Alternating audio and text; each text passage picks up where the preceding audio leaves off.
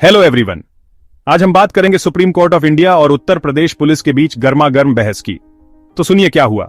हाल ही में chief justice of India Sanjeev Khanna ने UP police को जोरदार फटकार लगाई एक गड़बड़ चीज के लिए, सिविल केसेस को क्रिमिनल केस बना देने के लिए। उन्होंने साफ साफ कहा कि यह कानून का मजाक है और बिल्कुल गलत है। ये कोई छोटी मोटी बात नहीं है, ये बहुत बड़ी चिंता की बात है जो लीगल सिस्टम को हिला रही है। आइए समझते हैं क्या हुआ। सुप्रीम कोर्ट ने एक चेक बाउंस केस में दखल दिया। सिविल मामला समझने की बजाय यूपी पुलिस ने इसे क्रिमिनल केस बना दिया। इससे देबू सिंह और दीपक सिंह के खिलाफ क्रिमिनल कार्यवाही शुरू हो गई, जिन्होंने फिर इस फैसले को चैलेंज किया। सुप्रीम कोर्ट ने इस क्रिमिनल कार्यवाही पर रोक लगा दी, लेकिन सिविल केस को चलने दिया। इसी पर चर्चा करने के लिए हमारे साथ है विशाल और राजश्री। सुप्रीम कोर्ट ने हाल ही में उत्तर प्रदेश पुलिस को सिविल मुकदमों को आपराधिक मामलों में बदलने के लिए कड़ी फटकार लगाई।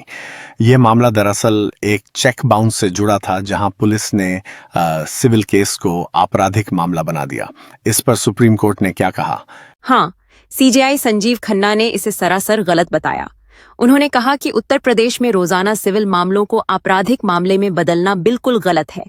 केवल पैसे का लेन देन न होने को अपराध मानना कानून के शासन का उल्लंघन है। बिल्कुल। सीजीआई ने कहा कि इस तरह के मामलों को आपराधिक मुकदमे में बदलने का तरीका बिल्कुल गलत है।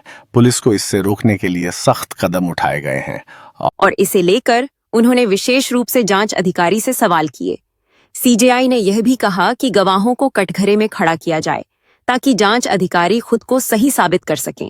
सही कहा आपने, और ये मामला एक बड़े मुद्दे को उजागर करता है।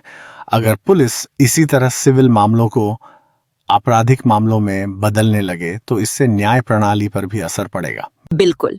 पुलिस की इस तरह की कार्य प्रणाली का समाज पर भी गहरा असर पड़ता है।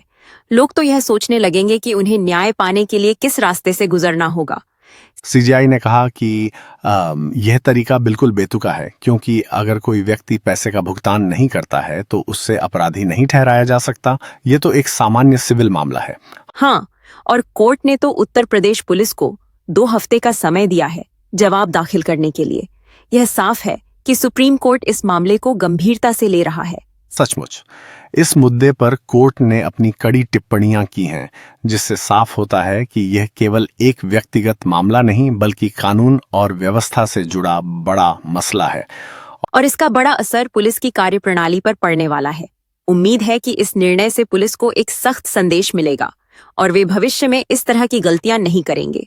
बिल्कुल, और ये भी जरूरी है कि कानून व्यवस्था में सुधार हो ताकि आम आदमी को न्याय मिलने में कोई रुकावट न हो।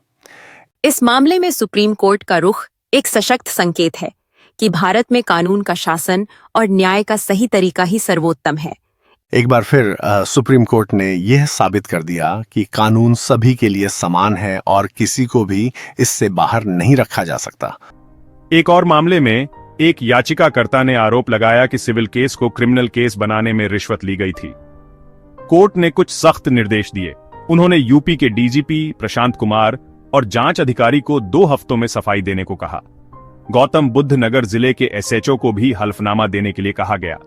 सीजेआई चाहते हैं कि जांच अधिकारी गवाही दे, क्रिमिनल चार्जेस को सही ठहराए और ये भी बताया कि पैसे ना देना कोई जुर्म नहीं है। चीफ जस्टिस खन्ना की नाराजगी साफ दिख रही है।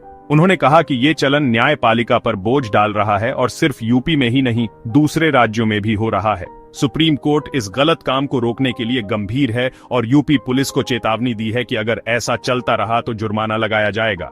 ये स्थिति बताती है कि सही कानूनी प्रक्रिया का पालन करना और कानून का सम्मान करना कितना जरूरी है। ये अधिकारियों के लिए एक चेतावनी है कि वो ये सुनिश्चित करें कि सिविल मामले सिविल दायरे में ही रहे। तो आप इस मुद्दे के बारे में क्या सोचते हैं? नीचे कमेंट्स में अपनी राय जरूर बताएं। लाइक, शेयर और सब्सक्राइब करना ना भूलें और अपडेट्स पाते रहें। अगली बार तक इन्फॉर्मेड रहें।